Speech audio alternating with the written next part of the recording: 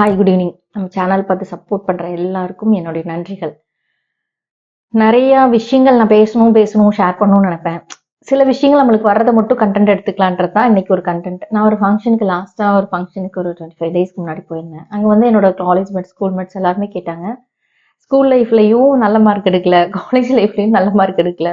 யாராவது ma'am questions கேட்டாங்கன்னா கீழே குனிஞ்சிட்டே இருப்பேன். உனக்கு தெரிஞ்சா கூட ஆன்சர் பண்ண மாட்டேன், இது தப்பா இருக்குமோ அப்படின்னு கீழே குனிஞ்சிட்டே இருப்பேன்.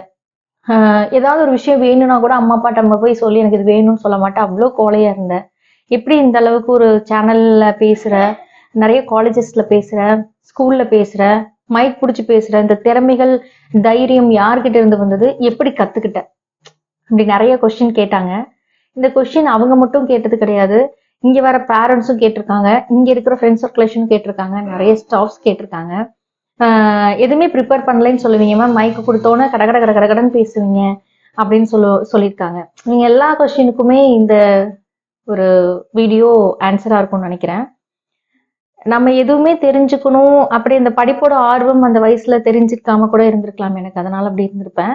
பட் என்னோட குடும்ப சூழ்நிலைகள், பட் எனக்குள்ள ஒரு வெறி இருந்துட்டே இருந்தது. ஏதாவது ஒரு விஷயத்துல அச்சீவ் பண்ணணும். ஏன் நம்ம இப்படி இருக்கிறோம்? ஏன் நம்மளுக்குன்னு 4 விஷயம் தெரியும்? நமக்கு கடவுள் எல்லா திறமையும் கொடுத்துருக்காரு, எல்லாருக்கும் எல்லா திறமையும் கொடுத்துருக்காரு, நம்ம மக்கள்லாம் கிடையாது அப்படின்னு ஒரு விஷயங்கள் யோசிச்சு குழந்தை பிறந்ததுக்கு அப்புறம் என்ன, நான் வந்து எனக்கு 4 பேர் தெரியும், 4 பேர் பாக்குற மாதிரி நான் வந்து சமுதாயத்துல ஒரு நல்ல நிலைமைக்கு வரணும்னு எனக்குள்ள ஒரு வெறி, ஆத்திரங்கள், கஷ்டங்கள் எல்லாமே இருந்தது. அதனோட வெளிப்பாடுதான் இன்னைக்கு இந்த லெவல்ல நான் வந்திருக்கிறதுக்கு காரணமே. ஸோ இது வந்து என்ன சொல்றது, எல்லா லேடிஸ்க்குமே என்ன சொல்றேன், பெண்களால முடியாதது ஒன்றும் கிடையாது. இப்போ ஒரு குழந்தை ஆட்டிசமா இருக்கு அப்படின்னா உங்களால முடிஞ்ச அளவுக்கு அவங்கள கிளியர் பண்ண முடியும்.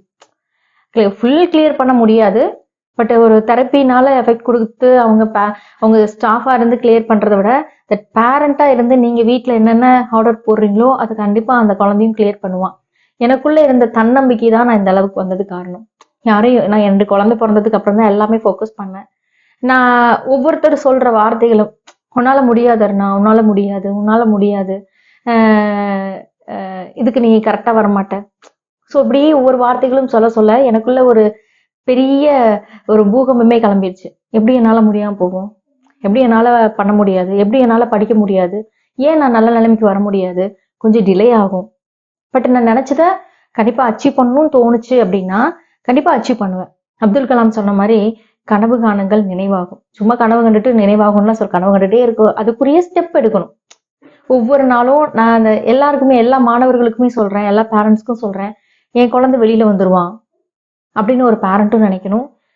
மாணவர்கள் எல்லாருமே நம்மளால இதை படிக்க முடியும், இதை அச்சீவ் பண்ண முடியும், ஃபர்ஸ்ட் மார்க் எடுக்க முடியும், ஒரு ஐபிஎஸ் ஆக முடியும், ஐஏஎஸ் ஆக முடியும் அப்படின்ற ஒரு நம்பிக்கை, தன்னம்பிக்கை நம்மளுக்குள்ள வேணும். தன்னம்பிக்கை மட்டும் போதுமா அப்படின்னா அது போதுமானது கிடையாது. அதுக்குரிய என்ன வழிமுறைகள், ஸ்டெப்பு. இப்போ நாங்க படிக்கும் போதுதான் அந்த மொபைல்ஸ் அந்த அதெல்லாம் கிடையாது. இப்போ உங்களுக்கு மொபைல்லயே நிறைய விஷயங்கள் போடுறாங்க. சேனல்லே வந்து இந்த கோர்ஸ் எடுத்தா எப்படி படிக்கணும், எப்படி ட்ரைன் அப் பண்ணணும் அப்படின்னு அனுபவம் உள்ள ஆசிரியர்கள் நிறைய எடுக்கிறாங்க. அதை நீங்க ஃபோக்கஸ் பண்ணலாம். பட் நம்மளால ஒரு விஷயம் பண்ண முடியும், பண்ணணும் அப்படின்னு தினந்தோறும் அந்த விஷயங்கள்ல கனவு கண்டுகிட்டே இருப்போம், அதுக்குரிய வழிமுறைகளை செஞ்சுக்கிட்டே இருப்போம். கண்டிப்பா இன்று இல்லைனாலும் என்றைக்காவது ஒரு நாள் நம்ம சக்சஸ்ஃபுல்லா வெளியே வந்தே தீருவோம்.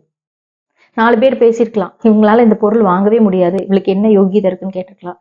அந்த இடத்துல அந்த பொருள் தன்னால நம்ம கிட்ட வர்ற அளவுக்கு கண்டிப்பா முயற முடியும், முன்னேறி வெளியில வர முடியும். அது நம்ம கையில இருக்கு.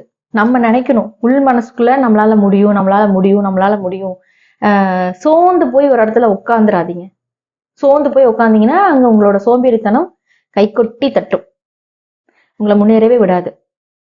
பல மடங்கு யோசிங்க, என்ன பண்ணலாம், ஏது பண்ணலாம். அதாவது ஒரு பர்சன் இருக்கிறாங்க அப்படின்னா அவங்க கிட்ட பிளஸ் மைனஸ் ரெண்டுமே இருக்கும். மைனஸ் விட்டுருங்க, பிளஸ் எடுத்துக்கோங்க. எல்லார்கிட்டயுமே மைனஸ் இருக்கு, இல்லாத நபர்கள் யாருமே கிடையாது. மைனஸை நம்ம ஏன் ஃபோக்கஸ் பண்ணணும், பிளஸ்ஸை மட்டும் ஃபோக்கஸ் பண்ணுவோமே. ஸோ நம்ம மனசுக்குள்ள சில வழிகள் இருந்தாலும் நம்ம மனசுக்குள்ள இதை பண்ண முடியும் அப்படின்ற ஒரு தன்னம்பிக்கை நம்மளுக்குள்ள இருந்துகிட்டே இருந்தால் கண்டிப்பா ஒரு நாள் வின் பண்ண முடியும், அச்சீவ் பண்ண முடியும்.